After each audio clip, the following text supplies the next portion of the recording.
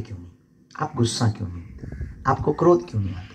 इसका मतलब ये नहीं क्रोध नहीं आता, क्रोध भी दो प्रकार का होता है, एक इंटरनल, एक बाहर वाला। कुछ लोगों का दिख जाता, कुछ लोगों का दिखता नहीं।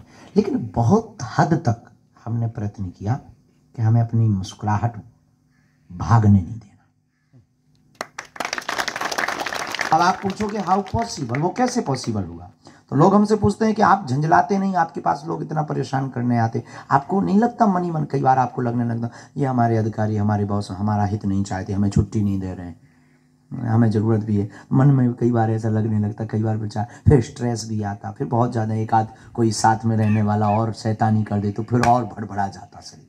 और कोई सच में अपने लिए हंस रहा हो दूर खड़ा, फिर यही लगता है ये हमारे ऊपर हंस रहा है। ये जो मन की गति है ये बड़ी खतरनाक है। ये मन कई बार ऐसी चीजों को सत्य मान लेता है जो सत्य होती नहीं।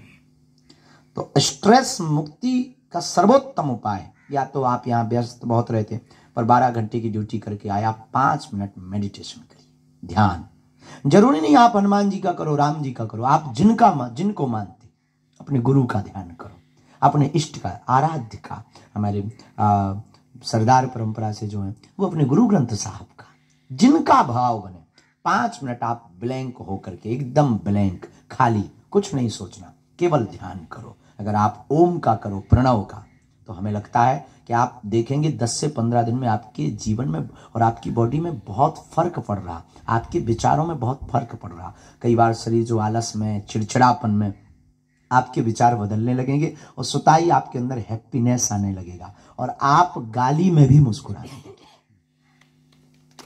कोई उल्टा भी बोलेगा तब भी मुस्कुराएंगे। स्ट्रेस मुक्ति का सर्वोत्तम उपाय है ध्यान, मेडिटेशन। 5 मिनट, बहुत 1 घंटा नहीं, 2 घंटा नहीं, 5 मिनट ध्यान। और ध्यान का मतलब आंख बंद करना नहीं। ध्यान का मतलब हमारी मति जो कहती आंख खुले में ध्यान हो, बेहतरीन ध्यान। आंख खुली रहे और अपने आप को, मैं कौन हूं और इस पृथ्वी पर क्यों आए। और आपका तो निर्णय फिक्स हो गया है कि आप इस पृथ्वी पर राष्ट्र हित के लिए आए और पूरे राष्ट्र की जिम्मेवारी आपके ऊपर है। और आप मुस्कुराएंगे, मेरे प्रियजनों, हमारे परिवार के सदस्यों, हमारा भारत मुस्कुराएगा। आप स्वस्थ रहेंगे, हमारा भारत स्वस्थ रहेगा। और आपका ब्रेन तेज चलेगा, हमारा भारत आने वाली हर बला से बच जाएगा। हमारे भारत में की जो सुरक्षा व्यवस्था आपके हाथ में, पूरा देश आपके कारण चैनी से सो रहा है। लेकिन आपका मुस्कुराते हुए रहना बहुत जरूरी। और हमने तो प्रण लिया है कि हम अभी आपको बता भी रहे थे, कैंप में जहाँ बैठे चाय पी रहे थे, हम प्रार्थना कर रहे थे कि एक बार हमारे साथ ऐसी घटना घटी तो हमारे जीवन में वो क्रांति हुई। हम अचानक से ट्रेन से जाना था, कहीं अचानक से जाना था, एक महात्मा का आदेश लगा कि आप आओ, ये अभी आओ। हम किसी शहर में कथा कर रहे थे, वहाँ से हमने रेलगाड़ी पकड़ी, रेलगाड़ी पर बैठे तो कुछ कोटा ऐसे होते हैं जो तुरंत टिकट मिल जाते हैं, पर उस दिन किस्मत की बात कि हमको नहीं मिली। और यही कोई 1.5-2 साल पुरानी बात, और आज तक ऐसा हुआ नहीं, पर नहीं मिली टिकट तो नहीं मिली। पर एक ट्रेन आ रही थी जो दिल्ली जा रही थी, हम बैठ गए। लेकिन विचित्र बात हमने अपनी आंखों से देखी, अधिकारी भी हमारे साथ में, सुरक्षा के अधिकारी भी थे, सब बैठे। लेकिन जैसे ही डब्बा के लोगों को पता लगा कि बागेश्वर महाराज आए, आधा डब्बा खाली हो गया, सबने सीट दे दी। हमें खुशी हुई, अच्छा है, संतों का सम्मान किया, हमने धन्यवाद दिया, हमने सबको कहा आप लोग बैठो, हमको केवल एक सीट बैठने की चाहिए, किसी के भी साथ हम शेयर करें। लोग बोले नहीं नहीं नहीं, कुछ लोग नीचे बैठ गए, छोड़ दी, बैठे सब। लेकिन तब तक हम जब बाथरूम तरफ गए तो जो हमारे भीतर क्रांति घटी, वहां पर 2 राष्ट्र की सेवा करने वाले BSF के जवान बाथरूम के पास अखबार बिछाकर बैठे थे। तब हमारे मन को बहुत पीड़ा हुई कि यह देश कितना विचित्र है।